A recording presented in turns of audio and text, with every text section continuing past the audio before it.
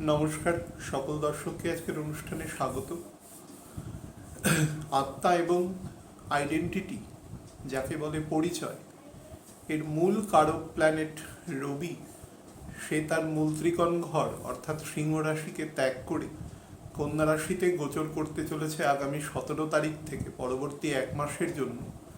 এই গোচরের সামগ্রিক ফল কীরকম হবে তার উপর একটা এক্সক্লুসিভ আলোচনা। নাম্বার 2 হচ্ছে লগ্নগত ফল, এবং যেটা গতবার থেকে শুরু করেছি সেটা হচ্ছে কিছু রেমেডিয়াল মেজার যদি বলে দেওয়া যায়, সেটা মুখ্যত কোনো স্পিরিচুয়াল ক্ষেত্র দিয়ে যদি কোনো রেমেডিয়াল মেজার বলে দেওয়া যায়, তো সেই অংশ নিয়ে মুখ্যত আলোচনাটা 3টে পার্টে করব। তো আলোচনার শুরুতে আপনাদের একটা কথাই শুধু বলি, একটু দয়া করে শেয়ার করবেন যাতে বেশি মানুষ দেখতে পারে।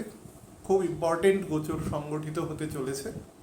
রবি তার নিজের মূল ত্রিকোণ ছেড়ে তার পরের ঘরে প্রবেশ করবে, বুধের ঘরে। সেটা হচ্ছে 17ই সেপ্টেম্বর সকাল 7:22 প্রবেশ করবে। ক্ষমা করবেন, 7:14 প্রবেশ করবে এবং থাকবে 17ই অক্টোবর পর্যন্ত, রাত্রি 7:08 পর্যন্ত। তারপরে রবি তুলা রাশিতে প্রবেশ করবে এবং নীচ হবে। তো এই কন্যা রাশিতে থাকাকালীন যে প্ল্যানেট পজিশনটা থাকবে সেটা আমি আপনাদের একটু বিস্তৃত বলিনি। সেটা হচ্ছে রবি যখন অলরেডি কন্যা রাশিতে প্রবেশ করবে তখন বুধ সেখানে বকরি অবস্থায় অলরেডি অবস্থান করবে এবং ভদ্রযোগ করে অলরেডি বসে রয়েছে বুধ, সেখানে বকরি আছে এবং বকরি অবস্থায় বুধ তখন মীন রাশির নবাংশ দিয়ে পাস করবে। তো সেই সিচুয়েশানে রবি সেখানে প্রবেশ করবে এবং বুধাদিত্য যোগ তৈরি করবে। এই বুধাদিত্য যোগ নিয়ে কিছু বলবো, যদিও আমার পুরো ভিডিও করা আছে এর উপরে অনেক আগে থেকে। শুক্র কিছুদিন পরেই সেখানে প্রবেশ করবে। তো প্রবেশ করার পরে শুক্র এবং বুধ একসাথে, শুক্র এখানে প্রবেশ করে প্রথমে নীচ হবে, বুধ থাকার জন্য নীচ ভঙ্গ হবে, উল্টো দিকে বৃহস্পতি রয়েছে। তার ফলে এখানে আমাদের যে আর্ট অ্যান্ড কালচারের যে পূর্ণ বিকাশ, সেই জাতীয় বিকাশ এখানে ঘটবে, যেটাকে আমরা কলানিধি যোগ বলি, সেই যোগ এখানে সংগঠিত হবে। উল্টো দিকে রবি আমাদের সোলকে নির্দেশ করে, একদম শুরুতেই বললাম সোলকে নির্দেশ করে, এবং বৃহস্পতি হচ্ছে আমাদের ধর্মের যে সোপান বা সিঁড়ি যদি আমরা বলি, সেটার একদম পেডিস্টালটা রচনা করে বৃহস্পতি। অর্থাৎ আপনাকে মেটেরিয়াল জ্ঞান দেবে। বহু জায়গাতেই দেখবেন, বহু বইতে, বাজার চলতি বইতে বা বহু পণ্ডিতদের মধ্যে এ নিয়ে তীব্র বিতর্কও আছে। সেটা হচ্ছে যে বৃহস্পতিকে একদম সোললি স্পিরিচুয়াল প্ল্যানেট বলে বলা হয়। তো বৃহস্পতি সোললি স্পিরিচুয়াল প্ল্যানেট নয়, তার প্রকৃতি সেটা মানে করে না। বৃহস্পতি অত্যন্ত গরম প্রকৃতির, প্রকৃতিগতভাবেই খুব হাই টেম্পারেচারের বিলং করা একটি জাইগ্যান্টিক প্ল্যানেট। 1600খানা পৃথিবী বৃহস্পতির মধ্যে প্রবেশ করে যাবে। বৃহস্পতি এত বড়, সেই জন্য গুরু নামটি তার ইম্পর্টেন্স, তার ওয়েট, তার একটা প্রকাণ্ড আয়তন, তার মধ্যে যে মেটেরিয়াল রয়েছে, পৃথিবীতে যা আছে তার মানে 1600 গুণ বেশি রয়েছে তার মধ্যে, একদম মেটেরিয়াল দৃষ্টিকোণ থেকে বলছি।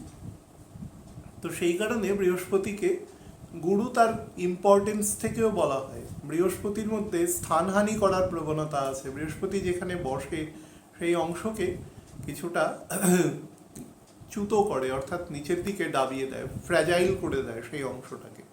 তো বৃহস্পতির মধ্যে স্থানহানি প্রকৃতি রয়েছে। তো এই জাতীয় বিভিন্ন গুণ এবং সামান্য কিছু নেগেটিভ অ্যাসপেক্ট আছে, থাকতেই হবে, কারণ তামসিক প্রবৃত্তি তার মধ্যে খুব অল্প হলেও আছে। যতই তিনি গুরু থাকুন না কেন, 3 গুণের বাইরে কেউ নয়, সুতরাং খুব অল্প অংশ হলো তামসিক প্রবৃত্তি তার মধ্যে আছে। কিন্তু সেটা নেগলিজিবল, তার গুণটা এত বেশি আছে সেটা ঢেকে যায় সেই গুণের দ্বারা। আর এই বৃহস্পতি এবং রবি যখন একে অপরের সমসপ্তমে অবস্থান করে, তখন অ্যাকচুয়ালি যেটা তৈরি করে সেটা হচ্ছে বহু জায়গায় দেখবেন এই কথা বলা হয় যে বৃহস্পতি হচ্ছে ধর্ম আর রবি হচ্ছে সোল, তো একজন ধর্মাত্মা তৈরি করে। অ্যাকচুয়ালি পুরোপুরি ধর্মাত্মা নয়, ধর্মাত্মা হওয়ার জন্য যে পথ, সেই পথ তৈরি করে। আমি ধর্মাত্মার থেকেও যে অংশকে বেশি স্ট্রেস দেব সেই অংশ হচ্ছে এমন একজন মানুষ তৈরি করতে সহায়তা করে যিনি প্রচুর জ্ঞান আরোহণ করতে সক্ষম, যিনি সৎসঙ্গ করতে সক্ষম, যিনি তার থেকে অনেক জ্ঞানী মানুষের সাথে সঙ্গ করতে সক্ষম। এইরকম প্রকৃতির এরকম একটা এনভায়রনমেন্ট এখানে রবি এবং বৃহস্পতি সমসপ্তমে থেকে তৈরি করে। এবং বৃহস্পতি তো শুধু রবির ওপর নয়, সেখানে বুধ আছে বকরি, সেখানে শুক্র থাকবে কিছুদিন পর থেকে, সেপ্টেম্বর মাসের 24 তারিখের পর থেকে। সুতরাং সামগ্রিক একটা ফল দেবে। এবং বলা বাহুল্য যে বৃহস্পতি এখন নবাংশে যেখানে অবস্থান করছে সেটা হচ্ছে তুলা রাশি। কিছুদিন পরে, অন্তত 8-9 দিন পরে, বৃহস্পতি নিজেও নবাংশেও কন্যা রাশিতে অবস্থান করবে। তো ওখানে বলতে পারেন একটা বাল্ক অফ প্ল্যানেটসের একটা ফোর্স ওখানে এক্সগ্যাগারেট হবে আর কি। তো সেদিক থেকে খুব ইম্পর্টেন্ট একটা জায়গা। তো রবি আমাদের কোন কোন অংশকে রিপ্রেজেন্ট করে? রবি হচ্ছে অ্যাকচুয়ালি অগ্নিতত্ত্বের প্ল্যানেট। অগ্নিতত্ত্ব মানে আগুন থেকে আলোর সৃষ্টি হচ্ছে। তো সমস্ত রকম ইলুমিনেশন, সমস্ত রকম যে আমাদের বলতে পারেন যে প্রকাশ আছে, এই লাইট জ্বলছে দেখতে পাচ্ছেন, এই প্রকাশ, এই সবই রবির অংশ। তো রবি আমাদের যে রবির ব্যাপারটা হচ্ছে আইডেন্টিটি। আপনাকে তো অন্ধকারে দেখা যাবে না। আইডেন্টিটি বলতে কিন্তু সামগ্রিক বোঝানো হচ্ছে। আপনি একজন ইম্পার্সোনাল কোনো ক্যারেক্টার তো নন যে আপনাকে দেখা যাবে না। তো আপনার একটা আয়তন আছে, একটা ভর আছে, এবং আপনি এই পৃথিবীতে কিছুটা অংশ অধিকার করে অবস্থান করছেন। তো এই 3টে অংশ আপনি যতক্ষণ জীবিত থাকবেন ততক্ষণ থাকবেন। তো এই অবস্থাতে রবি আপনার ক্ল্যান, রবি আপনার লিনিয়েজ, রবি আপনার পূর্বপুরুষের ক্ষমতা, রবি আপনার পিতর, রবি আপনার পিতৃব্য, যত আপনার অ্যানসেস্ট্রাল যা গুণাবলী আছে সমস্ত কিছু গুণাবলী being determined by the sun. এটা এক। নাম্বার 2 হচ্ছে আপনার যশ, খ্যাতি, আপনার গুণ, যত রকম গুণ আছে তার সমস্ত গুণ অ্যামালগামেটেড হয়ে রবির মধ্যে রয়েছে, একত্রিত হয়ে রবির মধ্যে রয়েছে। রবি থেকেই সমস্ত গ্রহর সৃষ্টি হয়েছে। সুতরাং সমস্ত গ্রহের গুণ রবির মধ্যে ছিল বলেই সেই গুণ গেছে। সেই জন্য রবিকে ভার্সেটাইল জিনিয়াস বলা হয়। ভগবান বিভূতিষ্মানকে প্রচুর গুণ প্রদান করেছেন। তো সেই গুণ আমাদের, রবি যদি না থাকতো তো আমাদের এই সৃষ্টিটাই সংগঠিত হতো না।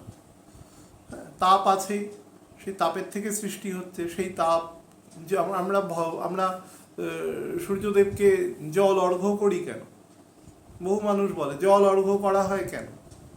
রবির তো দ্বাদশ ভাব চন্দ্রের। জল অর্ঘ্য এই জন্য করা হয় যে জলটা অর্ঘ্য করা হয়। রবি কি করে? রবি সাগর, নদী বা অন্যান্য খাল বিলের জলকে শুষে নেয়। শুষে নেয় মানে তার তাপে এভাপোরেটেড হয়ে যায়। এবং অদ্ভুত জিনিস দেখুন, সমুদ্রের যে জলটা এভাপোরেটেড হয় সেখানে নুনটা এভাপোরেটেড হয় না। নুনটা সমুদ্রের জলের মধ্যেই থাকে। রবিকে কত গুণ দিয়েছে, সে স্বাদু জলটা নিয়ে চলে যায় অর্থাৎ, এবং তারপরে সেটা মেঘ, বজ্রগর্ভ মেঘ তৈরি করে এবং বৃষ্টিরূপে স্বাদু জল হিসাবে নেমে আসে। কোথাও দেখেছে নোনতা বৃষ্টি হয়? আমাদের পৃথিবীতে দুটো দেশ আছে, ইসরায়েল এবং জর্ডনের মধ্যেখানে ডেড সি আছে। হ্যাঁ, ডেড সি সব থেকে বেশি লবণাক্ত। বহু মানুষ, বহু জায়গায় লেখাও আছে বিভিন্ন পরিব্রাজকের যে ওখানে সাঁতার না জানলেও পড়ে গেলে মানুষ ডুববে না। এত তার আপনি যখনই জলের মধ্যে পড়ে যাবেন সমপরিমাণ জল তো অপসারিত হবে, তো সেই পরিমাণ জলের থ্রাস্ট আপনাকে দেবে। তো আপনার আয়তনের জলটা যদি আপনার ওজনের থেকে বেশি হয় তাহলে সেই জলটা আপনাকে ভাসিয়ে রাখবে। সে আর্কিমিডিসের সেই বাচ্চাবেলাকার প্রিন্সিপাল। তো ওখানের যে পরিমাণ জলটা অপসারিত হবে আপনার দেহের, তো সেইটার ওয়েট নর্মাল জলের থেকে অনেক বেশি। কিন্তু সেখান থেকেও যখন রবি জল শোষণ করবে, সেই শোষণের জল কিন্তু মিষ্টিই নেবে। এটাই হচ্ছে রবির গুণ। সেই জন্য রবিকে জল অর্ঘ্য প্রদান করা হয়। প্রত্যেকটা মানুষকে স্নানের সময় রবিকে জল অর্ঘ্য করা উচিত। একে তো পিতৃপক্ষ চলছে, শুরু হয়েছে জাস্ট 10 তারিখ থেকে 25 তারিখ পর্যন্ত। আমি পিতৃপক্ষ নিয়ে গত বছর একটা অনুষ্ঠান করেছিলাম, আমি দেখেছিলাম কেউ বিশেষ দেখে না এসব অনুষ্ঠান, ওসব নিয়ে কারোর কোনো মাথা ব্যথা নেই, কি পক্ষ চলছে, কৃষ্ণপক্ষ না শুক্লপক্ষ। মানুষ দিনের শেষে কত হলো এই নিয়ে অধিকাংশ, সবাইকে বলছি না, but most of the people ওই নিয়ে চিন্তা করে। বা আমি কবে বিয়ে হবে, যাকে ভালোবাসি তাকে বিবাহ করতে পারবো কিনা, সন্তান হবে কিনা, এগুলো তো অবশ্যই জিজ্ঞাস্য, কিন্তু তার বেসিক জিজ্ঞাস্যগুলো থেকে মানুষ যদি সরে যায় তাহলে এই বেসিক উত্তরগুলো, মানে এই তার উপর দাঁড়িয়ে থেকে যে উত্তরগুলো হয় সেগুলো পাওয়া যাবে না। আমি দেখেছি, দেখে না। 1 বছর আগে আমি করেছিলাম, যদি কেউ দেখতে চান পেছনে গিয়ে দেখবেন যে আর্কাইভের মধ্যে রয়েছে সেখানে। তো পিতৃপক্ষ চলাকালীন অ্যাকচুয়ালি যেটা আমাদের বলা আছে শাস্ত্রে, এই সময়তে কোনো শুভ মাঙ্গলিক কার্য করা উচিত নয়। তার কারণ এই সময় আপনার whole concentration to be paid before your ancestor. আমাদের পিতা, কাকা, জ্যাঠা, দাদু, তার বাবা, হ্যাঁ, দাদুদের যদি ভাই থাকে, অর্থাৎ আপনার পুরো ক্ল্যান, তাদের নিয়ে চিন্তা করা হয় এবং তাদের প্রতি শ্রদ্ধার্ঘ্য নিবেদন করা। এই সময়টা তাদের প্রতি শ্রদ্ধা নিবেদন করা। এই সময় কোনো প্রপার্টি সেল পারচেজ, এই সময় কোনো মাঙ্গলিক কার্য না করাই ভালো। কারণ আপনি সব থেকে মাঙ্গলিক কার্য করছেন, সেটা হচ্ছে পিতৃলোককে আপনি বিধিপূর্বক, শাস্ত্রপূর্বক যে আমাদের প্রথা পদ্ধতি বর্ণনা করা আছে সেই অনুসারে তাদের আপনি স্মরণ করছেন এবং তাদের আপনি জল প্রদান করছেন, যাতে তারা যেখানেই আছেন, যে লোকে রয়েছেন, সে লোকে যেন তারা শান্তিতে সুস্থ মতন অবস্থান করতে পারে। কারণ তাদের আইডেন্টিটির এক্সটেনশন হচ্ছেন আপনি, আমি, সবাই। তো রবি এই অংশকে রিপ্রেজেন্ট করে। সেই জন্য পিতৃপক্ষ থেকে যখন দেবীপক্ষ শুরু হয়, তর্পণ করা হয়, সেই দিন তর্পণ করা উচিত। আমাকে বহু মানুষ প্রশ্ন করে, পিতামাতা জীবিত থাকলে কি তর্পণ করা যায়? পিতামাতা জীবিত আছে, আপনার পিতামাতার পিতামাতা কি জীবিত আছে? তার পিতামাতা কি জীবিত আছে? যদি থাকে সেটা খুব আশ্চর্যজনক ঘটনা, যে 200-250 বছরেও তিনি বেঁচে আছেন। তাদের ক্ষেত্রে করার দরকার নেই, কিন্তু যাদের ক্ষেত্রে নর্মালি একটা মানুষ মারা যান যে বয়সে, অ্যাভারেজ সে বয়সে যদি চলে যান, তাহলে পিতামাতা থাকলেও তর্পণ করা যায়। তর্পণের সাথে শুধু পিতামাতা যুক্ত নয়, পিতৃলোক অর্থাৎ আপনার পিতরদের উদ্দেশ্যে করা যায়। আমি তো অন্তত করি, আমার তো দুজনেই যে এখন অন্তত অফিসিয়ালি জীবিত আছে। তো অজ্ঞতা মারাত্মক শক্তি, বুঝতে পেরেছেন তো? অজ্ঞতার থেকে শক্তি কিছু নেই। আপনি দেখবেন যারা বন্য প্রাণীরা এত ভায়োলেন্ট হয় কেন? কারণ তারা ইগনোরেন্ট বলে। কিন্তু তারা তো অনেক নীচ জনিতে জন্ম হয়েছে না? আমাদের তো কনসেন্স অনেক বেশি, কিন্তু আমরা যদি সেই রকম অজ্ঞের মতো বিহেভিয়ার করি, তাহলে ব্যাপারটা খুব দৃষ্টিকটু আর কি। না জানলে ব্যাপারটা নিয়ে জানবেন না, কিন্তু এই হাফ হার্টেড নলেজ খুব ডেঞ্জারাস, হ্যাঁ, সেটা থেকে গন্ডগোলের সৃষ্টি হয়। তো রবি আমাদের সর্বক্ষেত্রে পিতৃগুণযুক্ত এবং মেল প্ল্যানেট। কন্যা রাশির প্রকৃতি কি? কন্যা রাশির দেখবেন সিম্বল আছে একটি একদম মানে যুবতী মেয়ে, সে একটি নৌকো চালাচ্ছে একটা শান্ত নদীতে, কেউ নেই, অর্থাৎ গভীর চিন্তায় মগ্ন। তার মুখে দেখবেন হাসি নেই, কিন্তু তিনি চিন্তা করছে। বুধ এখানে খুব লজিক্যাল রোল প্লে করে। মেয়ে দিয়ে কেন বোঝানো হয়েছে? বুধের এখানে যে গুণটা আছে সেটা কিছুটা ফেমিনাইন ক্যারেক্টারের গুণ, অর্থাৎ তার মধ্যে মেটেরিয়াল গুণ তো থাকবেই, তার সাথে সাংসারিক গুণও থাকবে। মেয়েদের মধ্যে নর্মালি প্রাকৃতিকভাবে সাংসারিক গুণ অনেক বেশি দেওয়া আছে পুরুষদের থেকে। আমি কন্ট্রোভার্সি চাইছি না, আমাকে 10টা উদাহরণ দিয়ে বলতে হবে না যে এর মধ্যেও আছে, এর মধ্যে আছে। আমি বলছি মেজরিটি মানুষের। একটা মা তার সংসার সম্পর্কে যতটা চিন্তা করবার অবকাশ পায়, নর্মালি পিতা তার থেকে কম করে। এটাই 2-1 এক্সেপশনাল হয়তো করে বেশি। তো সেই জন্য এখানে একটা মেয়ে দিয়ে বোঝানো হয়েছে। কেন কম বয়সী মেয়ে দিয়ে বোঝানো হয়েছে? কারণ বুধকে সিম্বলাইজই করা হয় অ্যাকচুয়ালি কম, খুব ছোট দেখাতে পারে না, কারণ খুব ছোট বাচ্চা, সে গভীর চিন্তা করার মতন, সে যদি ছোটবেলা থেকে প্রহ্লাদ মহারাজের মতন মানুষ না হন যে জন্মসূত্রে ভগবানের করুণা দ্বারা জন্মগ্রহণ করেছে, বা এখনো পৃথিবীতে বহু এরকম ছোট বাচ্চা আছে, তারা ব্যতিরেকে অধিকাংশ মানুষই তো ওই বয়সে ওই চিন্তা, গভীর চিন্তা করতে পারে না। তো সেই কারণে বোঝানো হয়েছে। কেন নৌকোতে বোঝানো হয়েছে? নৌকো এই কারণে বোঝানো হয়েছে, নৌকোকে আমরা মাঙ্গলিক অর্থে ব্যবহার করি। অর্থাৎ যখন শাস্ত্রটা লেখা হয়েছে তখন মেট্রো রেলও চলতো না, এবং তখন প্লেনও উড়তো না আকাশে। হ্যাঁ, বিমান ব্যবস্থা ছিল, রাবণ নিজে ব্যবহার করেছে, পুষ্পক রথ ছিল, এবং অধিকাংশ দেবদেবীর রথ ছিল। অষ্টবসু ভৃষ্যের যে জন্ম হয়েছিল সেও তখন রথে চড়েই যাচ্ছিল, এবং সেখান থেকে ব্যঙ্গ করেছিল বলেই ভৃষ্য হিসাবে তাকে প্রায় 250 বছর এই মানে মৃত্যুলোকের যন্ত্রণা ভোগ করতে হয়েছে। এবং জিল্লাত কি মানে লাইফ যদি বলা যায়, সেটা তাকে করতে হয়েছে অত গুণী মানুষ হওয়া সত্ত্বেও। তিনি কিন্তু ডেমিগডসের থেকে একটু নিচের দিকের মানুষ, অষ্টবসু, ভগবানকে সেবা করাই এদের কাজ মুখ্যত। তো তাকেও ভোগ করতে হয়েছে। তো সেই কারণে বোঝানো হয়েছে। নৌকো আমাদের সবসময় যেটা রিপ্রেজেন্ট করে সেটা হচ্ছে সমৃদ্ধির কারক, সমৃদ্ধি রিপ্রেজেন্ট করে, যে আমরা বাণিজ্য করতে যাচ্ছি। চাঁদ সওদাগর পড়েছেন আপনারা সবাই, তো দেখবেন সেখানে ব্যবসা বাণিজ্য যখন করতে যেত, তো তারা কি হতো, জাহাজ, নৌকো, বড় বড় লঞ্চ, স্টিমার তো তখন ছিল না, তো সবই পাল তুলে যাওয়া হতো আর কি। তো সেই হিসাবে সেটা সমৃদ্ধির কারক হিসেবে দেখানো হয়। নদী কেন দেখানো হয়েছে? নদী নর্মালি অপেক্ষাকৃত, আপনারা যদি ছোটবেলায় ভূগোল পড়ে থাকেন এখনো দেখবেন লেখা আছে যে ওয়াটারওয়েজ যেটা আছে সেটা সব থেকে লো কস্ট, সব থেকে কম খরচায় যাওয়া যায়। এখনো যারা নৌকো করে গঙ্গা পারাপার করেন এবং যারা অন্য যানবাহন করে করেন, দেখবেন এখনো লঞ্চ বা নৌকোর ভাড়া অনেক কম, তো কোনো বস্তু পরিবহনের ক্ষেত্রেও কম। তো সর্বক্ষেত্রে সেটা বাণিজ্যকে রিপ্রেজেন্ট করছে, কিন্তু গভীর চিন্তাকে রিপ্রেজেন্ট করছে, তার সাথে লজিককে রিপ্রেজেন্ট করছে, তার সাথে যেটা রিপ্রেজেন্ট করছে প্রোডাক্টিভিটিকে রিপ্রেজেন্ট করছে। ফিমেলকে দিয়ে দেখানো রয়েছে, একটা যুবতী মেয়েকে দিয়ে দেখানো রয়েছে, অনেক কিছু একসাথে সিম্বলাইজ করছে। সেই জন্য বহু পণ্ডিত এক্ষেত্রে মত প্রদান করে যে রবি যখন কন্যার ঘরে প্রবেশ করে তার মধ্যে ফেমিনাইন ক্যারেক্টার চলে আসে কিছুটা।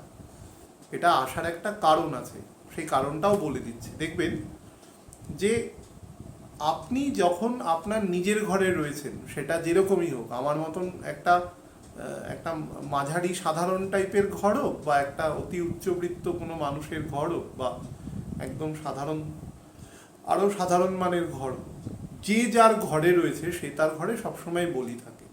রবি একমাত্র তার নিজের ঘরে মৈত্রী করে। রবি, শনি এবং বুধ, এই তিনজন দেখবেন তার মৈত্রীকরণটায় খুব বেশি বলশালী থাকে, খুব। বুধ তো সেখানে তুঙ্গও থাকে, এক্সল্টেডও থাকে। তো সেই হিসেবে রবি যখন দীর্ঘ 11 মাস পরিক্রমণ করে সে ভাদ্র মাসে যখন তার নিজের ঘরে প্রবেশ করে, সে কিছুটা রিল্যাক্সও থাকে এবং সে কিছুটা পাওয়ারফুলও থাকে। এই মাসটা দেখবেন যত আমাদের বপন মানে আমাদের যে খাদ্য, সেই খাদ্যের চাষ এই সময় থেকেই মুখ্যত করা হয়। শীতের যত ফসল, যারা সামান্য গাছপালা সম্পর্কে অভিজ্ঞতা আছে, যত শীতের ফসল আছে তার অধিকাংশই, বিশেষ করে সবজি, এই সময় চাষ করা হয়। যেগুলো আমরা সে ফুলকপি, বাঁধাকপি, মূলো, লঙ্কা, শিম, সব কিছু থেকে শুরু করে পেঁপে, এভরিথিং এই সময় চাষ করা হয়। এটা আমাদের প্রোডাক্টিভিটিকে রিপ্রেজেন্ট করে, এবং এমন প্রোডাক্টিভিটি যেটা কিন্তু বাজারে ক্রয় বিক্রয় হয়, এমন জিনিস। তো সেটাকে রিপ্রেজেন্ট করছে। তার সাথে যেটা রিপ্রেজেন্ট করে সেটা হচ্ছে টেকনোলজিক্যালি অ্যাডভান্সড জায়গা, অর্থাৎ সে মানুষের মধ্যে সায়েন্টিফিক চিন্তাভাবনা, বৈজ্ঞানিক দৃষ্টিভঙ্গি তার মধ্যে থাকবে, এবং সেই দৃষ্টিভঙ্গি সে প্রকাশ করবে। বৈজ্ঞানিক দৃষ্টিভঙ্গি মানে কিন্তু অ্যাথিস্ট নয়, এটা কিন্তু প্রথম মনে রাখবেন। হ্যাঁ, টেকনোলজি এবং গভীর চিন্তা তার মধ্যে থাকবে, অলওয়েজ পন্ডার ওভার টপিক, যেটা খুব আমরা হিন্দিতে বলি গহন সোচ আর কি, সেই ধরনের প্রকৃতি এদের মধ্যে কিন্তু থাকে। সেই জন্য যত রাশি আছে তার মধ্যে সব থেকে ইন্টেলিজেন্ট রাশি কিন্তু দেখানো হয় কন্যাকে সবসময়, কারণ তার মধ্যে চিন্তা শক্তি অত্যন্ত উর্বর থাকে। তো এখানে যখন রবি আসে, যেটা বললাম, তার মধ্যে কিছু ফেমিনাইন ক্যারেক্টার তৈরি হয়, এবং এই ফেমিনাইন ক্যারেক্টারটা কি করে, মুখ্যত রবির যে বল আছে সেই বলকে কিছুটা কমিয়ে দেয়।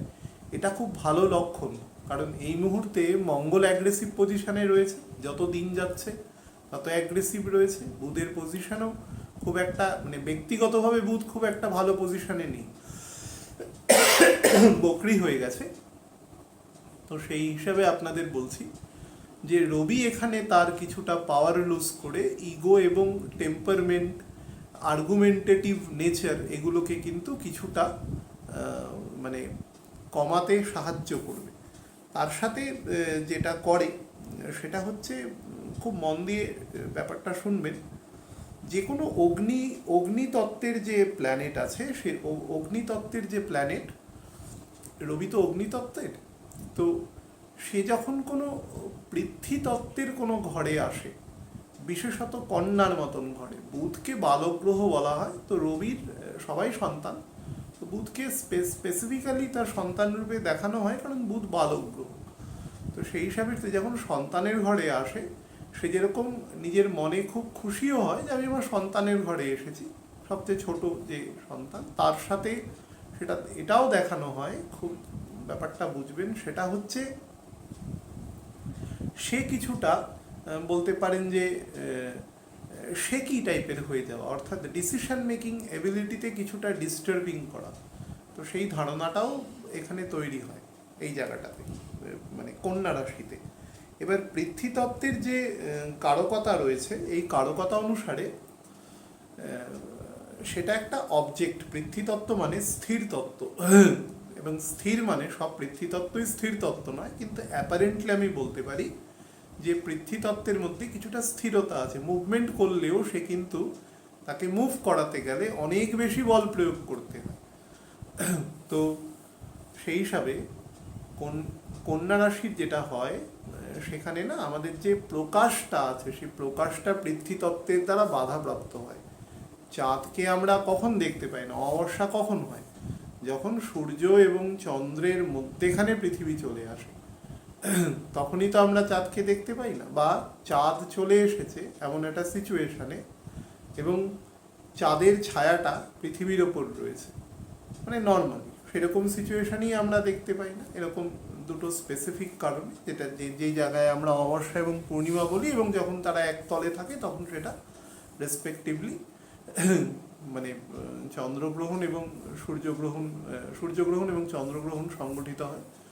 তো এইরকম সিচুয়েশানে আমাদের যে প্রকাশ, সেই প্রকাশকে সে বাধা দেয় অ্যাকচুয়ালি। তো রবির যে বেসিক আইডেন্টিটি, রবি এখানে যে প্রকাশটা দেবে সেটা কিছুটা না অবস্ট্রাকশন থাকবে, তার কিছুটা বাধাপ্রাপ্ত হবে এখানে। এই বাধাপ্রাপ্ত হওয়ার জন্য, অনলি ফর দ্যাট রিজন, এখানে আপনাকে কিছু জিনিসের সাথে একটুখানি কম্প্রোমাইজ করে চলতে হবে। কিন্তু আমি বারবার বলছি, এই কম্প্রোমাইজেশনটা খুব বেটার, তার কারণ অন্যান্য এভাবেই ভগবান সব কিছুতে ব্যালেন্স করে। যেদিন তিনি মনে করবেন যে আমার আর এই জড়জগৎকে রাখার আর প্রয়োজন নেই, তিনি সমস্ত ব্যালেন্সকে বিগড়ে দেবেন। তো এই ব্যালেন্সটা করছে মানে উই আর ফরচুনেট, অন্তত অ্যাপারেন্টলি ফরচুনেট, কিছুই ফরচুনেট নই আমরা, অ্যাপারেন্টলি ফরচুনেট যে আমরা এখনো মোটামুটিভাবে সার্ভাইভ করে যাচ্ছে। তো এই হচ্ছে ব্যাপার। তো রবি এখানে আসলে তার কি হয়, তার যে প্রকাশ সেটা কিছুটা হিন্ডার্ড হয়। হ্যাঁ, এই হিন্ডারেন্সের জন্য তার ইগোটা কিছুটা কম থাকে, তার মধ্যে একটা আমি সব জানি এবং বাকিরা আর ভেরি ইনফেরিয়র, এই জিনিসটা কমে যায়। তার ফলে মানুষকে অপমান করার যে প্রবণতা এখান থেকে তৈরি হয়, এটা অনেকটা কম থাকে এখানে থাকাকালীন। তবে আপনাদের একটা জিনিস আমি শুধু বলে দেব, যেটা হ্যাঁ, বুধাদিত্য যোগ নিয়ে আপনাদের একটা জিনিস বলে দেব, যারা বিভিন্ন ট্রেড, কমার্স বা বিশেষত এমন কোনো পণ্য যেটা মনে করুন ভোগ্য পণ্য বা মেডিসিনের কোনো বিষয়পত্র নিয়ে যারা ব্যবসা করছেন, তার সাথে মনে করুন যারা বিভিন্ন স্যানিটেশনের বিভিন্ন দ্রব্য নিয়ে ব্যবসা করছেন, টাইলস বা ঘর হোম ডেকারের বিভিন্ন বস্তু নিয়ে যারা ব্যবসা করছেন, সেন্ট জাতীয় বস্তু নিয়ে ব্যবসা করছেন, ফ্যাশনেবল শুজ নিয়ে ব্যবসা করছেন, শীতের প্রসাধনী বিশেষত পায়ের দিকে, মানে শক্স হতে পারে, সেটা বিভিন্ন ধরুন পায়ের বিভিন্ন গার্ড হতে পারে, এই ধরনের জিনিস, বা আমাদের হাঁটুতে বা আমাদের এলবোতে বিভিন্ন যে গার্ড আছে, এই জাতীয় প্রোডাক্টের যারা ব্যবসা করেন, বা কোনো কিছুর মধ্যে কোনো একটা বস্তু মনে করুন আপনি ঘরে রেখেছেন, সেটাকে একটা গার্ড দিয়ে রাখলেন, এই জাতীয় যাদের ব্যবসা আছে তাদের জন্য বিভিন্ন সেপারেটর, হ্যাঁ, তাদের জন্য কিন্তু বেটার আছে। সিমেন্টের যারা ব্যবসা করেন তাদের জন্য খুব বেটার আছে। যারা মাটি মানে সেটা কিন্তু আমি জমি রিলেটেড বলছি না, মনে করুন মাটির বিভিন্ন জায়গায় বিভিন্ন জিনিস, ধরুন কোনো জায়গায় মাটি খনন করে অন্য কোনো জায়গায় কিছু ভরাট করা হচ্ছে, যেটা যেটা মানে লফুল, হ্যাঁ, সেই রকম কিছু কাজ করা হচ্ছে, তাদের জন্য কিন্তু, বা ধরুন এই জেসিবি দিয়ে যে বিভিন্ন রকম খনন কার্য চলে, এই সময় কিন্তু তারা কম্পারেটিভলি বেটার করতে পারবে। বহু লোক আমাকে হয়তো বলবে যে এই বর্ষাকালে কি কেউ কাটে কখনো, কিন্তু গ্রহ অনুসারে ফল আছে। আমি ফল বলছি, কোন কাল সেটা বিচার করবে যে ব্যবসা করছে সে, সেটা ব্যাপার। আচ্ছা, যারা বিভিন্ন আর্ট অ্যান্ড কালচারের ফিল্ডের সাথেও যুক্ত আছেন, গান বাজনা, ছবি আঁকা, নাটক, থিয়েটার, স্কাল্পচারিং, বিভিন্ন রকম কম্পিউটার প্রোগ্রামিং, বিভিন্ন ধরুন অ্যানিমেশনের বিভিন্ন বস্তুবর্গ আছে, বা এই সময় যে সমস্ত শিল্পীরা আছেন, প্রচুর শিল্পী, মৃৎশিল্পী ব্যতি রেখেও অন্যান্য প্রচুর শিল্পী আছেন যারা এই 1.5 মাসের জন্য সারা বছর তাকিয়ে থাকে। ধরুন প্যান্ডেলের কাজ করছেন, লাইটিংয়ের কাজ করছেন, বিভিন্ন ডেকোরেশনের কাজ করছেন, তাদের জন্য অত্যন্ত শুভ আছে এই সময়। বুধ, শুক্র, রবি একসাথে, শুক্র কম্বাস্ট হয়ে যাওয়ার পরেও 15 তারিখ থেকে কম্বাস্ট হয়ে যাবে এই মাসে, এবং সেটা ডিসেম্বর মাসের 1 তারিখ পর্যন্ত সেই কম্বাসনটা থাকবে শুক্র। তার সত্ত্বেও কিন্তু এটার উপরে আমি একটা স্পেসিফিক আলাদা অনুষ্ঠান করব, কিন্তু তবুও বলছি এটা কিন্তু আপনাকে বেটার ফল অবশ্যই দেবে এই এই জাতীয় কাজের সাথে যারা যুক্ত। তার সাথে প্রথমেই বলেছি যে ঔষধপত্র বা বিভিন্ন রকম ডাক্তারবাবুরা আছেন, সিস্টাররা আছেন, নার্সরা আছেন, যারা আছেন, ম্যাডামরা আছেন, যারা মানুষের মানে মানুষকে হিল করার জন্য যারা কাজ করেন, রোগ ব্যামো বা বিভিন্ন রকম সাইক্রেটিক প্রবলেম, তাদের জন্য কিন্তু এ সময় অত্যন্ত শুভ ফল। ইভেন বিভিন্ন যারা গুরু, যারা ব্যাসপীঠে বসেন রীতিমতো, যারা মানুষকে স্পিরিচুয়ালি হিল করবার চেষ্টা করেন, বা অ্যাস্ট্রোলজার যারা মনে করুন প্ল্যানেটটা বলে দিয়ে তাকে কিছুটা হিল করার চেষ্টা করছে, তাদের জন্য কিন্তু এই সময় খুব বেটার। বিভিন্ন অকাল্ট সায়েন্সের সাথে যুক্ত মানুষ যারা আছেন, যারা চর্চায় আছেন, তাদের জন্য আমি বারবার একটা কথা দেখবেন বলেছি, আমি কোনো একটা কথা বলিনি এরকম একটা প্রফেশন যেটা আপনি এই মুহূর্তে শুরু করে করতে পারবেন। এই যে পিতৃপক্ষ যখন চলে, এই সময় কিছু শুরু করার জন্য আমাদের শাস্ত্রে বাধা দেওয়া আছে, হ্যাঁ, বারণ করা আছে। এই সময় আপনি আপনার বছরে 365 দিনের মধ্যে 14.5 দিন আপনি আপনার পিতরদের জন্য চিন্তা করবেন, এবং তাদের প্রতি আপনার সমস্ত কিছু নিবেদন থাকবে। ভগবানকে নিবেদন করে সেই ভোগ তাদেরও নিবেদন করতে পারে, সেটা তাদের জন্য অত্যন্ত উৎকৃষ্ট, যে কোনো দেবদেবীর জন্য উৎকৃষ্ট। আমি এরপরে যেটা আরেকটা জিনিস আপনাদের বলে দেবো, যাতে ঠান্ডা লাগার প্রবণতা রয়েছে তারা কিন্তু ভীষণ সাবধানে থাকবেন, ভীষণ। এমনিতেও এখন ওয়েদার আস্তে আস্তে চেঞ্জ হবে, এবং তার সাথে বৃষ্টিপাতও হবে। বারবার বলে রাখছি, বৃষ্টিপাত কিন্তু হতে থাকবে, বৃষ্টিপাত কিন্তু কমবে না। এবং তার ফলে একটা বলতে পারেন ঠান্ডা, তার সাথে একটা হিউমিডিটিও থাকবে। তো যাদের ঠান্ডা লাগার ধাত আছে খুব সাবধান, সাইনাসের প্রবলেম আছে, টনসিল যাদের খুব বেশি সেন্সিটিভ, তারা, যাদের কানে ঠান্ডা লাগার প্রবলেম আছে, তারা, চোখে ঠান্ডা লাগে, বিভিন্ন মানে মুখমণ্ডলের মধ্যে যে অংশ, এবং আপার লাংস পোর্শনে যাদের ঠান্ডা লাগার প্রবণতা আছে তারা খুব সাবধানে থাকবে, টাইমটা খুব সেন্সিটিভ। নাম্বার 2, নার্ভের যাদের প্রবলেম আছে তারা কিন্তু অবশ্যই ডক্টরের কনসাল্ট নিয়ে চলবেন এবং তেমন হলে কোনো অ্যাস্ট্রোলজারকে দেখিয়ে নেবেন ছক কী অবস্থায় আছে। নাম্বার 3 হচ্ছে যাদের সাইটিকার প্রবলেম আছে, পায়ের ফিটে ব্যথা করে, তারা কিন্তু একটুখানি চেষ্টা করবেন যার যার রেসপেক্টিভ হিলিং আছে সেগুলোকে নিয়ে চলার। এবং এই সময়টা কোনো রকম মানে অ্যাকচুয়ালি 25শে সেপ্টেম্বর পর্যন্ত প্রত্যেকেই কিন্তু চেষ্টা করবেন নতুন কিছু শুরু না করা। কোনো কাজ কেউ আমাকে প্রশ্ন করতে পারে, একটা বাড়ি করেছি, কাজ চলছে, সেটাকে এখন বন্ধ রাখবো, এসব প্রশ্ন মানে খুবই ইরিভ্যালেন্ট আর কি। তো আমি বলেছি শুরু করবেন না, সময় যে কাজ চলছে সেটা চলতে পারে, তাতে কোনো প্রবলেম নেই। আমি এবার যেটা বলবো সেটা হচ্ছে তত্ত্বগতভাবে আপনাদের লগ্নগত ফল কি হতে পারে এখানে থাকলে, সেটা নিয়ে আপনাদের একটু বলে দেব।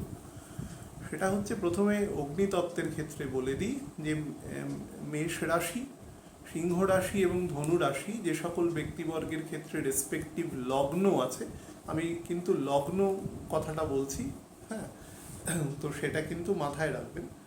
তাদের ক্ষেত্রে ফল কীরকম দেবে এই সময় যেটা দেবে সেটা হচ্ছে আপনার এক্সপেন্ডিচারকে একটু বৃদ্ধি করবে এই সময়, এক্সপেন্ডিচার।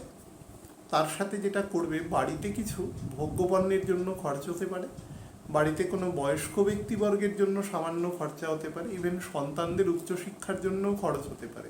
অর্থাৎ এক্সপেন্ডিচার শো করছে। এক্সপেন্ডিচার যখন শো করছে তখন নর্মালি কিন্তু কিছুটা ইনকামকেও শো করে, এটাও কিন্তু মাথায় রাখবেন। তো সেদিক থেকে এটা আপনার ক্ষেত্রে পজিটিভ জায়গা আছে, বাট এক্সপেন্ডিচার হাই হবে। পিতামাতার বয়স যদি একটু বেশি হয় বা তারা যদি কোনো ক্রনিক রোগে আক্রান্ত থাকেন তাহলে এ সময় কিন্তু তাদের রোগের মাত্রাটা একটু বেড়ে যেতে পারে। নাম্বার 3 হচ্ছে যারা একটু ওপরের দিকে বাড়িতে বসবাস করেন, মোটামুটি সেকেন্ড ফ্লোর অনওয়ার্ডস এরকম পজিশানে, তারা কিন্তু একটু সাবধানে থাকবেন, বিশেষত সিঁড়ি দিয়ে নামা ওঠা করার সময়, বা এখন আধুনিক হয়ে গেছে লিফট আছে, যাতেই নামা ওঠা করুক একটু সাবধানে নামা ওঠা করবেন, কশাস থাকবেন। ভেহিকেল যারা চালান তারা খুব সাবধানে চালাবেন, যাদের মানে বেশ একটু দূরে, শহর থেকে দূরে যেতে হয় এবং অনেকক্ষণ গাড়ি ড্রাইভ করতে হয় বা কোনো একজন চালকের সাহায্য নিতে হয়, তারা দুজনেই কিন্তু চালককে উত্তেজিত করবেন না, নিজে উত্তেজিত হয়ে জোরে গাড়ি চালাবেন না, সাবধানে চালাবেন। উচ্চ রক্তচাপের যাদের সমস্যা রয়েছে এবং আপার ইন্টেস্টাইন পোর্শনে যাদের প্রবলেম আছে তারা কিন্তু খুব সাবধানে যেরম মেডিসিন ডক্টর দিয়েছে সেগুলোকে করবেন এবং নিজেকে কন্ট্রোল রাখবেন। অ্যাজ এ হোল সময় কিন্তু আমি মাঝারি বলবো, খুব ভালো বলবো না, আবার একদম খারাপও বলবো না, মাঝারি মানের আছে। পৃথ্বীতত্ত্বের ক্ষেত্রে বলি, সেটা হচ্ছে বৃষ লগ্ন, কন্যা লগ্ন এবং আমাদের মকর লগ্নের ক্ষেত্রে। দেখুন, মকর লগ্ন পৃথ্বীতত্ত্ব কিন্তু চর রাশি। আপনাদের বহুবার বলতাম না যে মুভমেন্ট করাতে অনেক বেশি ফোর্স দিতে লাগে, আজকে কথাটা কিন্তু বলেছি। এই জন্য বলি, যারা লার্নার আছেন, যারা বহু মানুষ ফোন করে রোজ, অন্তত একজন দুজন তো করে, তো এই অ্যাস্ট্রোলজি শেখার জন্য আমি কিন্তু রোজই শেখাই, আপনাদের বলার বাইরেও। এবার দু একজন কিন্তু কোঅর্ডিনেট করে, দাদা এই জায়গাটা বুঝতে পারলাম, এই জায়গাটা বহুদিন, যারা খুব মানে কশাসলি আর কি ফলো করেন, হ্যাঁ, মানে চোখ দিয়ে দেখা আর কান দিয়ে দেখা এই দুরকম হয়ে যায় বহু মানুষের ক্ষেত্রে। তারা কিন্তু ওই প্রশ্নটাই করে যাবে, কবে আপনি শুরু করবেন। আমার এখন সময় নেই, ফিজিক্যালি খুব খারাপ সিচুয়েশানে রয়েছি, বাড়ির পরিবেশ পরিস্থিতিও খুব ভালো নয়, এবং অন্যান্য যে সমস্ত ছোটোখাটো কাজকর্মের সাথে যুক্ত আছি সেখানেও বিভিন্ন রকম সমস্যা রয়েছে। অ্যাজ এ হোল তো সময় ভালো নয়, তো কোনো এই ধরনের কোনো স্পিরিচুয়াল কাজ শুরু করার আগে তার কিছু বিধিবদ্ধ পদ্ধতি আছে, সেটা না করে করা যায় না। সেটা হয়ে গেলে তখন আপনাদের জানিয়ে দেবো, এত উতলা হওয়ার কিছু নেই। আমার প্রত্যেকটা অনুষ্ঠানেই আমি কিছু না কিছু বলবার চেষ্টা করি, আপনারা সেটা you should read between the lines. হ্যাঁ, তো এদের ক্ষেত্রে কি হতে পারে, যে বৃষলগ্ন, কন্যা লগ্ন এবং মকর লগ্নের ক্ষেত্রে এদের সময় কিন্তু মোটের ওপর বেটার আছে। ওল্ড এজ প্ল্যানিং করতে পারেন। পিতার স্বাস্থ্যের জায়গায় কিন্তু একটু ডিস্টারবেন্স হতে পারে বা পিতার সাথে মনোমালিন্য কিন্তু একটু বৃদ্ধি হতে পারে। যাদের মধ্যে টেন্ডেন্সিটা আছে তারা প্রথম থেকেই এইরকম জায়গায় যাবেন না, কারণ প্রথম তো পিতৃপক্ষ চলছে, 2 নম্বর যেটা হচ্ছে সেটা কোনো সময় এটা যাওয়াটা উচিত নয়, কাম্য নয়। যদি একান্ত খুব মারাত্মক তিক্ততা থাকে তাহলে কথাটাই বলবেন না বা একান্ত কম বলবেন। শোনা অভ্যাস করুন, অপমান সহ্য করারও অভ্যাস করুন, এটাও কাজ। হ্যাঁ, এটাও কাজ জীবনে। কলিযুগে আপনাকে বহুবার অপমানিত হতে হবে। এমন সময় হতে পারে আপনি বুঝতে পারবেন পরে যে এই মানুষটির ইন্ট্রিনসিক কোয়ালিটি আমার থেকে অনেক কম, কিন্তু তাও সে আমাকে অপমান করছে। এটা সহ্য করার ক্ষমতা আপনাকে তৈরি করতে হবে নিজের মধ্যে। আপনি যে কালে জন্মেছেন সেই কালকে তো আপনি উপেক্ষা করতে পারবেন না, আপনি অবিশ্বাসের শিকার হবেন। বহু মানুষ আপনাকে এমন কিছু কথা বলবে যেগুলো ডেফামেটিভ কথা। এবার আপনি যদি সব কথায় উত্তেজিত হয়ে যান তাহলে আপনি আর বাঁচতে পারবেন না, সমস্যা হয়ে যাবে। এগুলোকে ইগনোর করতে শিখুন। এবং অধিকাংশ লোক, আমি বারবার বলি না যে অধিকাংশ লোককে যে আমি কথা বলি তার মানে 80% লোক কথা শোনে, ভাবে ও অ্যাস্ট্রোলজার বলছে, ও ঠিক আছে দেখবো ক্ষণে, মানে এরকম একটা ব্যাপার থাকে। তো এটা শুনলে ভালো, না শুনলে ঠিক আছে, যেটা হবে সেটা হবে, কিন্তু এই জিনিসটা করবেন না, নিজেকে ক্যাপেবল করুন। তো এই যুগে আমাদের সমস্ত শক্তি নর্মালি কম আছে, ন্যাচারালি কম আছে, তো সেটা যাতে আপনাকে আরও বেশি আঘাত না সৃষ্টি করতে পারে সেই ব্যাপারে সচেতন থাকুন। যাদের ব্লাড সুগারের সমস্যা আছে তারা কিন্তু সমস্যা এই সময় বাড়তে পারে, ফ্লাকচুয়েশন হতে পারে। ওল্ড এজ প্ল্যানিং করতে পারেন। চেষ্টা করবেন এই সময় কোনো সেল পারচেস, বিশেষত কোনো ইমুভেবল প্রপার্টি যদি থাকে, বিশেষত বাড়ি, শুধু জমি থাকলে অসুবিধা নেই, বাড়ি বা কোনো কমার্শিয়াল প্লেস, দোকান, গ্যারাজ, এগুলো কিন্তু সেল করবেন না। মুভেবল প্রপার্টি সেল পারচেস করতে পারেন। এই সময় আপনাদের কিন্তু কিছু অর্থ প্রাপ্তি এবং তার সাথে মনে করুন কিছু মুভেবল প্রপার্টি আপনাদের এ সময় পারচেজের যোগ আছে। কোনো গোল্ড হতে পারে, সেটা পেপারে হতে পারে, সিলভার হতে পারে, যাই হোক কিছু প্রেসিয়াস কিছু জিনিস আপনারা এই সময় সেল পারচেস সাথে যুক্ত হতে পারেন, বিশেষত পারচেস। নাম্বার 4 হচ্ছে আপনি মানে আপনি যদি পিতা বা মাতা হওয়ার মতন জায়গায় থাকেন এ সময়, মানে প্রেগনেন্ট থাকেন, তাহলে কিন্তু এ সময় যদি মাঝামাঝি বা অ্যাডভান্স স্টেজে থাকেন, ভেরি কেয়ারফুল, একটু গন্ডগোল করতে পারে। এরকম গন্ডগোল করলেই ডক্টরকে দেখিয়ে নেবেন, নিজে কিছু রিস্ক নেবেন না। বা কোনো ওই বারবার বলছি যে ডাক্তারি, ওকালতি এবং অ্যাস্ট্রোলজি, এটা সমস্ত ঘরেই কিছু মানুষ আছে, হ্যাঁ, যারা জানে, মানে অসম্ভব জ্ঞানী মানুষ এরা ইউনিভার্সিটিতে পড়েনি, এরা কোথাও পড়েনি, কিন্তু এরা জানে। অ্যাস্ট্রোলজি তো প্রায় সবাই জানে, ডাক্তারিও জানে। একজন ডাক্তারবাবু 10 বছর পড়াশোনা করে সেটা প্রেসক্রিপশন করেছে, আমি দেখেছি। যে লোকটা জীবনে বায়োলজি পড়েনি, সেই লোকটা, বা ফিজিওলজি বানান লিখতে পারবে না, সেই লোকটিও কিন্তু ওটা দেখে বলে এই ওষুধটা ঠিক দেয়নি, এটা খেলে প্রেশার বেড়ে যায়, হ্যাঁ, বা সুগার কমে যায়, ওটা বলে দেবে মন্তব্য, অ্যাজ ইফ সে বেশি জানে। ওকালতির ক্ষেত্রেও তাই, হ্যাঁ, এরকম ব্যাপার আছে। আমি বলছি না যে সব ক্ষেত্রে সবাই খুব পায়াস, কিন্তু সব মানুষেরই তার লিমিটেশনটা বোঝা উচিত যে আমি কোন ব্যাপারে কথা বলছি। তো সেরকম মানুষের উদাহরণ নেবেন না, একদম প্রপার ডক্টরের কাছে যাবেন, যেরকম কনসাল্ট করবেন উনি সেই অনুসারে চলার চেষ্টা করবেন। যাদের স্মোক করা হ্যাবিট আছে এবং লাংসে সমস্যা রয়েছে তারা কিন্তু খুব সাবধানে, পারলে একেবারেই করবেন না এবং ছেড়ে দেওয়ার চেষ্টা করবেন। তামসিক গুণ যত পারবেন ছেড়ে দেওয়ার চেষ্টা করবেন, কারণ স্মোকিং মানে সব নেশাই খারাপ, স্মোকিং তো বেশি খারাপ, কারণ অনেকেও পরোক্ষভাবে এফেক্ট দেয়। পৃথিবীর বহু দেশে ব্যান করে দিয়েছে, খেলে পরে আপনাকে জরিমানা করা হবে। আবার বহু লোক এই জরিমানাটাকে আবার ভাবে কিছু ব্যাপার নয়, মানে পেনাল প্রসিজিওরটাকে কোনো অপরাধ হিসাবে নেয় না, ওটাও একটা পানিশমেন্ট। এই বোধটুকু নেই যে আমি সিগন্যাল ভাঙলাম, আমাকে একজন পুলিশ অফিসার 500 টাকা ফাইন করলো, 500 টাকা দিন, আমার তো জেল হলো না, মানে এরকম একটা ব্যাপার। জেল হলেই যেন পানিশমেন্ট হয়, টাকা দিয়ে যে পানিশমেন্টটা সেটা ইটসেলফ পানিশমেন্ট নয়। মানে কমন সেন্স মানুষ ল্যাক করে গেছে আর কি। 1 টাকা পানিশমেন্ট হলেও সেটা পানিশমেন্ট, মাথায় রাখবে। কোনো একজন judicial magistrate, quasi judicial magistrate বা কোনো একজন অফিসার যার উপর পাওয়ার বেস্টও করা রয়েছে, তিনি যদি আপনাকে কোনো জরিমানা করেন অ্যাজ পার ল, সেটাও আপনাকে পানিশমেন্টই দিচ্ছে। সেখানে খুব বড় রকম অপরাধ না হয় বলে কোথাও আটকে রাখছে না, আপনাকে ডিটেইন করছে না। এই বোধগুলো অন্তত আনার চেষ্টা করুন। তো সেটা খেয়াল রাখবেন। আর রাস্তাঘাটে কারোর সাথে বচসাতে যাবেন না, আর একটু সাবধানে চলাফেরা করবেন এই সময়টা। তৃতীয় অংশ, বায়ুর যে তত্ত্বগত আছে সেটা হচ্ছে মিথুন লগ্ন, আমাদের তুলা লগ্ন এবং তার সাথে হচ্ছে কুম্ভ লগ্ন। তাদের জন্য বলে দিই, শরীর থেকে খুব সাবধান থাকবেন, ভেরি কেয়ারফুল অ্যাবাউট হেলথ। যে কোনো প্রকার ওল্ড এজ প্ল্যানিং এ সময় আপনারা করতে পারেন, যে কোনো প্রকার। ব্যবসার ক্ষেত্রেও শ্রীবৃদ্ধি করবে, যারা ইম্পোর্ট এক্সপোর্টের ব্যবসা করেন তাদের জন্য খুব বেটার আছে। এবং যাদের ক্ষেত্রে বলবো যে যারা বিভিন্ন মেডিকেল ইকুইপমেন্টের কাজ করেন তাদের জন্য খুব ভালো আছে। যারা সেই রকম কোনো প্রতিষ্ঠানে চাকরি করেন তাদের জন্য খুব ভালো ইফেক্ট দেবে। সন্তানদের একটু সাবধানে রাখবেন, সন্তানের জায়গাটা যতটা সম্ভব, বিশেষ করে অ্যাডোলেসেন্ট এজের মধ্যে থাকলে একটু সাবধানে ডিল করবেন আর কি তাদের সাথে। আর বেশি ইগো রাখবেন না এই সময়টাতে।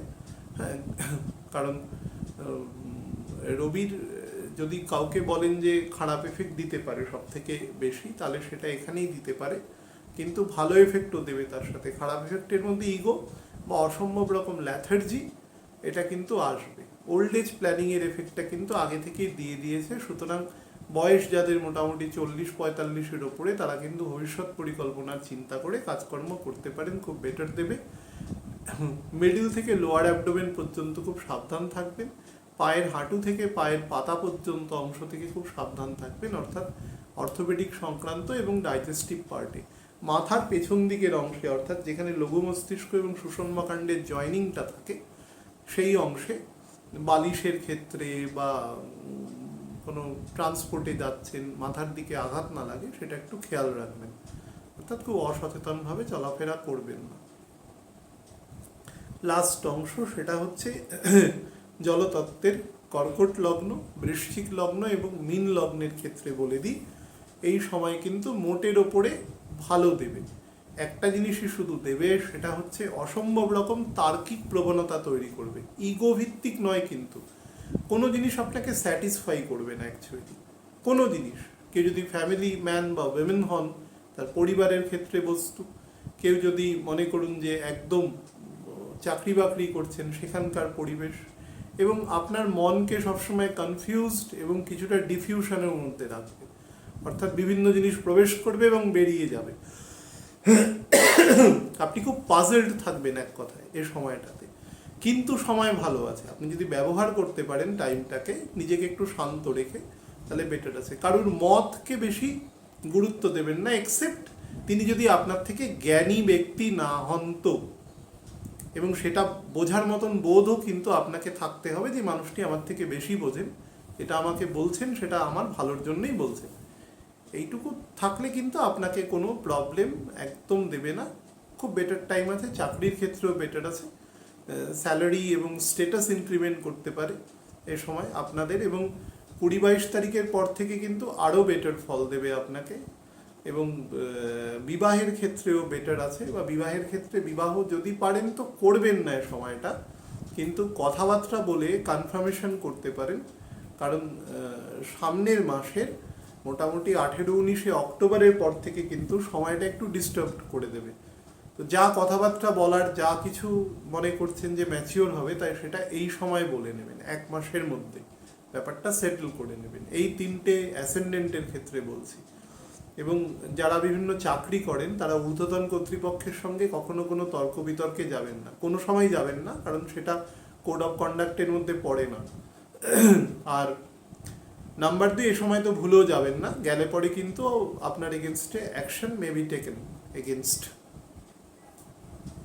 তো আর হচ্ছে যাদের সাইনাস, বিশেষত ফ্রন্টাল পোর্শন এবং নোজ, এখান থেকে সর্দি বেরোনোর থাকে, তারা খুব জোরের সাথে কখনো মানে আপনার যে সর্দি আছে সেটাকে বার করবার চেষ্টা করবেন না, তাহলে কিন্তু ব্লিড করতে পারে। হ্যাঁ, এবং যাদের মানে নাক ডাকার হ্যাবিট আছে তারা চেষ্টা করবেন কাত হয়ে শোয়ার, নাহলে কিন্তু এই অংশে একদম আমার হাতটা দেখুন, একদম কপাল এবং নাকের যে জাংচার আছে এই পোর্শনটাতে সমস্যা হতে পারে। যদি সমস্যা হয়, পলিপ টলিপ অনেকের থাকে ভিতরে, তারা কিন্তু ভালো এনটি সার্জেন দেখিয়ে নেবেন বা যে কোনো ডক্টর দেখিয়ে নেবেন, দেখিয়ে তারা করবেন। অর্থাৎ ঘুমের মধ্যে আপনার শরীরে যাতে প্রপারলি অক্সিজেন যায়, পরিষ্কার ব্যাপার, সেটা খেয়াল রাখবেন। থাইরয়েডের যাদের সমস্যা আছে তারা কিন্তু একটু সাবধান থাকবেন, কোনো কারণে একটু রেইজ করে যেতে পারে। অ্যাজ এ হোল সময় কিন্তু ভালো আছে। আমি শুধু বারবার বললাম আপনাকে কনফিউজ করার মতন প্রচুর পরিবেশ পরিস্থিতি সৃষ্টি হতে পারে, সেটা থেকে সাবধান থাকবেন। যতটা সম্ভব নিজে শান্ত থাকবেন এবং পরিস্থিতিকেও শান্ত রাখবার চেষ্টা করবেন। এবং সময় এই 2 মাস একটু টাফ আছে, তারপর থেকে আস্তে আস্তে ঠিক হতে থাকবে। আমি পরের প্রোগ্রাম লগ্নভিত্তিক সেটা আপলোড করে দেবো। নমস্কার।